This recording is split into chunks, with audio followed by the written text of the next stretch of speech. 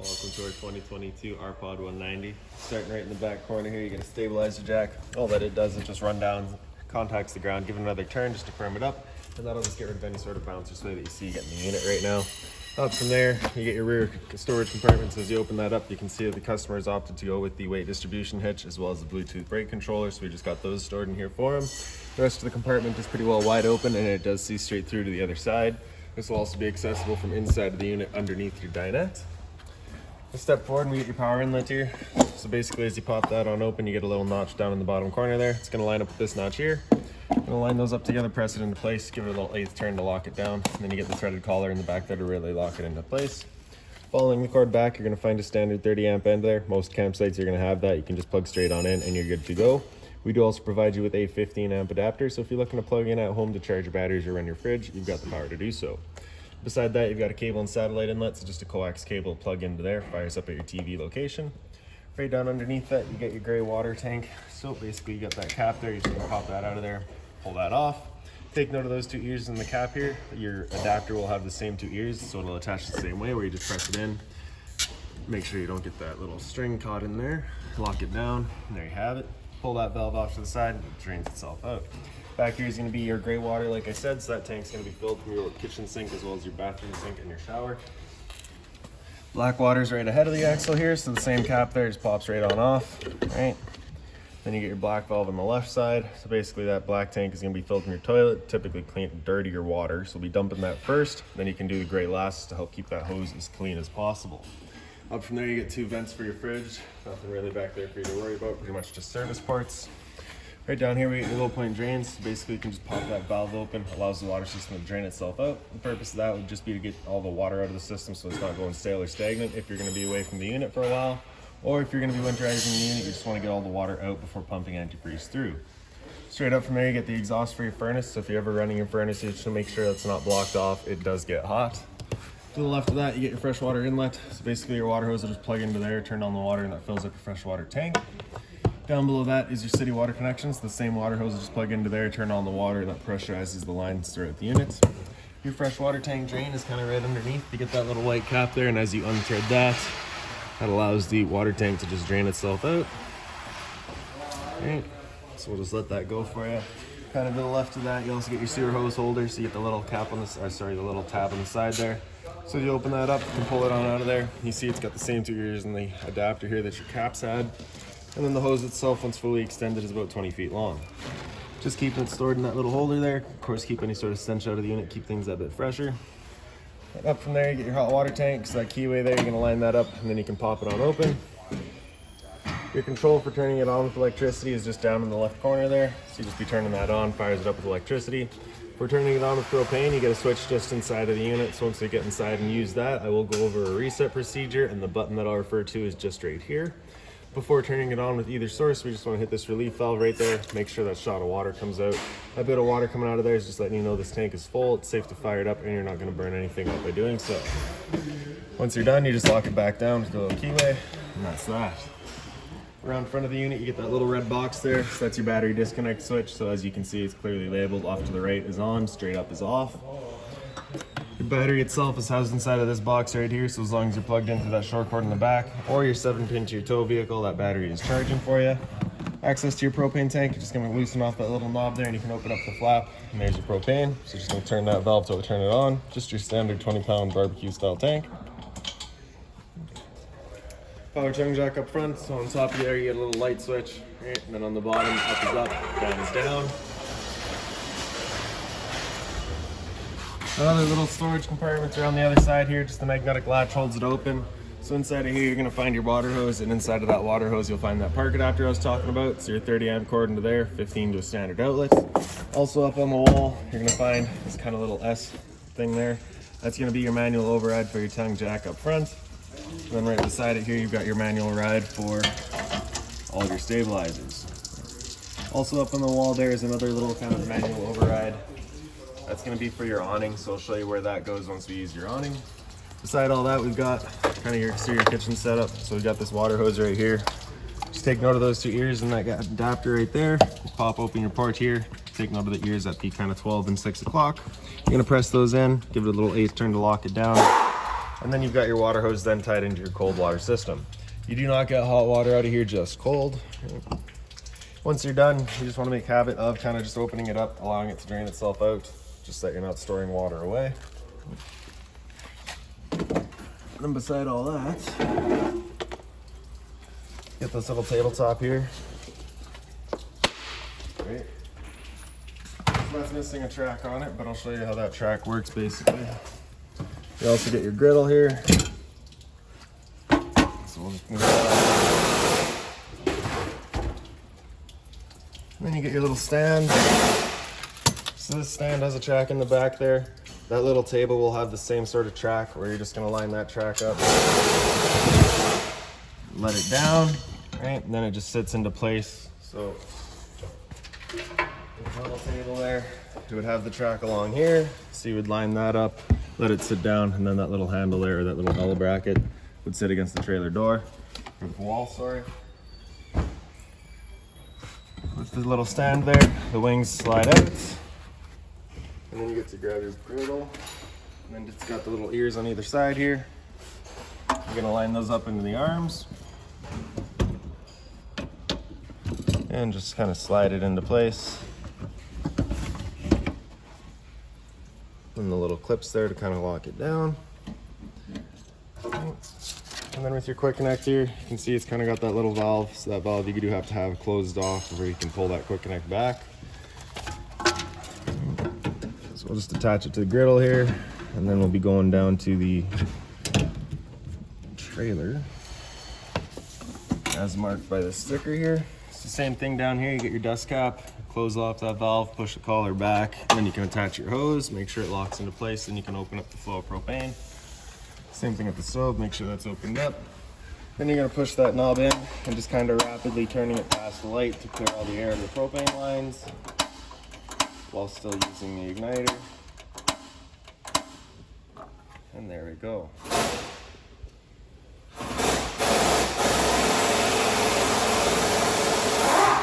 So once you're done, you're just gonna push it in, turn it over to off, let the stove cool, or let the griddle cool off. And then you're gonna close off the propane valves. And then I just like to attach the hose to itself, just ensures that nothing's getting inside of there. And then storing it away is just basically the same procedure backwards.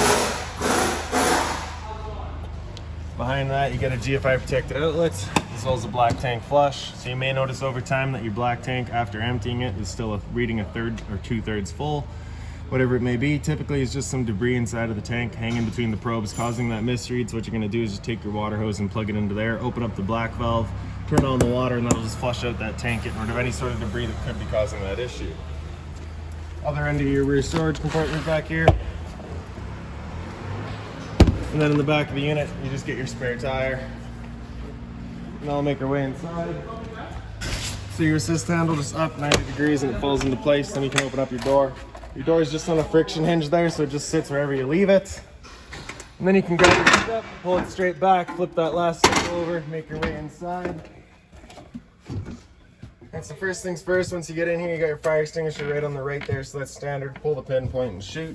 Beside that, you get your converter, press the top and center, and it pops on open. You get all of your breakers on the left side. Whenever a breaker breaks, it's gonna sit in the middle, so just turn it off and then back on to reset it. On the right side, you get all of your fuses.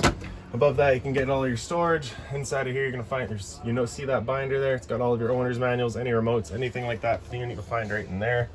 Power outlet as well as a USB outlet above it. Then you get your TV there. TV is on 12-volt power, so if you're not using that 12-volt disconnect, you at least want to kind of unplug that. It does draw power all the time. Above that, you get your light switch on the right there. Porch light is center right, does your little kind of amber light outside. Awning LED does the light strip. And then your slide out beside that, so press and hold out, and the slide will make its way out. Once that slide's fully extended, you'll hear the motors kind of whine, and then they stop automatically.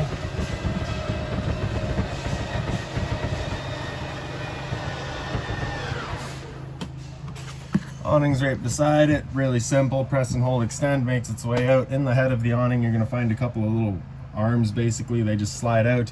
And then on the wall of the trailer, you get this little black slide there, so you just slide that up, your little foot, so the awning arms will slide into there, then you can lock it into place and you adjust the pitch of your awning with it. beside that, you can see you're pre-wired for solar. So if you do go that route, you're gonna have a charge controller installed right there. Beside all that, you get your stereo. Top right, get your mute button, is also your power button to turn it on. So Bluetooth, and you can connect to your phone. AM, FM, you get through all your bands. So AM and FM. Auxiliary would just be kind of whatever else you have available to be hooked up. And then you get your pause and play. The knob there is of course your volume. Press it and you get onto all of your settings. Zone 1 is going to be your inside set of speakers. Zone 2 is your outside set. Press the mute button and that just mutes it all, of course. Press and hold to turn it off. In the back here, you get your kind of dinette space. For the dinette table itself, if you just kind of wiggle that up and out of its table legs, you get all the little black little nubs there, I guess we could call them. You lay the table down on those, take your back cushions to then fill in the dinette, and you can create a bed. Access to those rear storage compartments just right through there. And like I said, also from outside, you just pick these up. You do have a bunch of little screws in each corner. You can access that rear storage compartment as well. Blinds throughout the unit are just on a tension system, so they just kind of sit wherever you leave them. In the kitchen, you get your storage up top. Right below that, you do get a little light just on its own center push button there. Hot and cold water at the sink, of course. Single basin. And the cover there is just soft plastic, so nothing hot on it, please. And then down below that, you get a little bit of storage. The unit is a PET edition, so it does come with the PET bowls there as well. Stove cover just flips on up. Then you're going to take your knob there, push it in, turn it over to light, hit it with the lighter. Now I will just mention here real quick that the first time you go to use your propane system, especially if you've been away from the unit, can take a minute to fire everything up just because it'll have to clear the air out of the propane lines. It's perfectly normal. Down below that, you get your microwave. It's in the right corner there. Just open it on up. Then you get your convection feature as well as, of course, just your standard microwave. Beside all that, we get your fridge. On the right side there, you get your power button. Just press and hold that for a second, turns it on. Modes in the center there, so you can see we're currently in LP gas, just indicated by that little light. If you hit mode, it'll come then into auto. Auto is first going to look for AC power. If AC power is taken away, it'll automatically flip over to gas. Or you can have it solely on AC. So basically, it's just that little light indicator, just letting you know what you're running off of. And then temperature selection is on the left side there. So you press that, you can get through all of that. And then as it says there, when it's cold and night is coldest. Opening it on up, you just get that little thumb latch there, push that open, and then you can open it up. You get your fridge down below and your freezer up top. Down below all that, you get your central vac. So basically, slide that slider open, a hose would attach right there. Turn it on. That slider on the right side, you can open it on up, you get access to the bag. And right here, you also get this little it's kind of a dustpan eliminator. Basically allows you to just sweep up all your dust over here, open that up, and it sucks it all up for you. Closet space beside it. Yeah. Drawer space below it. Then right on the end of the bed here, you get your Gfi Protected Outlet. So you got your test on the bottom, reset on top. So if you ever have outlets that don't work, it's the first thing you should check. Emergency exit in the back here. So you're just pulling that red tab, get rid of the screen, take this handle here, throw it outside, hop on out. Across the front, you kind of get another one of those emergency exits. So basically you get all the latches there, you pop them up just like that, and then you can swing it on open. There's a little knob on either side on the little struts. If you tighten that down, it just holds the window open for you. Then you also got the screen up top that you can pull down. Attach it to the bottom with this little plastic clip there. Then you can pull the whole thing up. You also get your blind. Okay. Then on the other side here, you do have a TV backer up in the wall there. So there's your outlet for it on the side, as well as your antenna outlet beside it as well. So turning that antenna on, you just hitting that button there, turns on the light, letting you know your antenna's turned on. Cable and satellite outlet above it. Above our heads, we got our smoke detector as well. There we go. Then up on the wall here, we get your thermostat. So pressing that bottom bar to wake it up. Hit it again, it'll come into fan low. So fan low is just going to turn the fan on at low speed and just move some air around. No cooling involved. After fan low, it'll come into fan high, so it'll just move some air around with the high fan now. After fan high, beat it again, it'll come into cool high. So it's just the high fan running with the compressor in and out as needed to achieve your target temperature. Same idea on low, just using your low fan now. Once you get into auto, that's where it'll become an on-demand, and both the compressor and the fan will cut in and out as needed. Only ever using the low fan or the high fan, just based on what you choose. Right? With the air conditioner going, you basically got two different options. You got a louver on either side. You can close it, open it up, and just choose where you're shooting that air. temperature selections with the arrows there. Hit the bar again after cool, high, auto. It comes down into heat. It'll turn off the air conditioner, turn on the furnace. Your furnace is right down underneath your bed here. So if you actually get down there in the bottom left corner of the furnace, you can see the little flame once it gets going. The downside to that furnace is that it is not ducted. It is dumping all of its air in there. So I do recommend you get yourself a little fan just to help move that air around. First couple of times you run that furnace, you may get a bit of a smell throughout the unit. It's just the new furnace smell and it will go away. After you heat, you hit the bar again, it'll come down into off, and it'll just turn everything off. Beside the bathroom door, you get your monitor panels. In the bottom right corner there, you get your water pump switch. So you turn that on, turns on your water pump, drawing out your fresh tank to pressurize your lines. Water heater's beside it, so you hit that, turns on that little light there, letting you know the ignition sequence will start. Once that sequence has started, that light will go out. It'll try that 3 times. If after the 3rd try it hasn't fired up, it's at that point you're going to be going and using that reset button that we'd shown you. Instead, right here, you can hear the click of the igniter and the whir of the flame. We know that tank is good. Up top, you get your monitor systems. On the bottom there, you get batteries. So you can see you're currently C for charging. G would be good. F is fair. L is low. Your fresh tank, as you fill that up, you go to 1/3, 2/3, and full. Same idea for your black and your gray. Straight down from there, you get your LP detector. Propane side in there, it'll sit on the floor. That guy will detect it and start going off just like a smoke detector would. And then into the bathroom here. So inside the door, your light switch is right on the left there. Straight up from there, you're gonna find your roof vent. You're gonna pull that knob down to unlock it. Then you can turn that knob to open it up. Then in the back corner, you get your fan speed. So you get 1, 2, 3, and 4. After 4, if you hit it again, it just comes back to 1. So turn it off, you hit off there, and then you can turn that knob to close it back up. Once you got it closed, you just can press that knob up to lock it into place. Your medicine cabinets here. Right down below it, you're gonna find a toilet paper dispenser. We just don't install that because location's personal preference. Sink, hot and cold water course, a little bit of storage down below it, being mindful of our drains and our water lines. Your toilet just flips on open and you get your flush in front and center. And then your shower right behind me. So it's all standard head and hose, just kind of with the addition of the shower miser here. So basically what it does is you just have that valve on the back side there. With that pointed up, it's using your shower as you would normally. With it pointed down, that's going to be taking all the water and just recirculating it back into your fresh tank. So for example, you're out boondocking and you've only got your fresh tank full. You've only got that amount of water for the weekend. You want to make sure you're not wasting it, waiting for hot water to get to the shower. So you're just going to make sure that you have that turned on, then you can recirculate it until it gets warm. Then you can have it come up to the shower as normal. So that's about it for this unit. If you've got any other questions on it, please feel free to give us a call, 204-237-7272.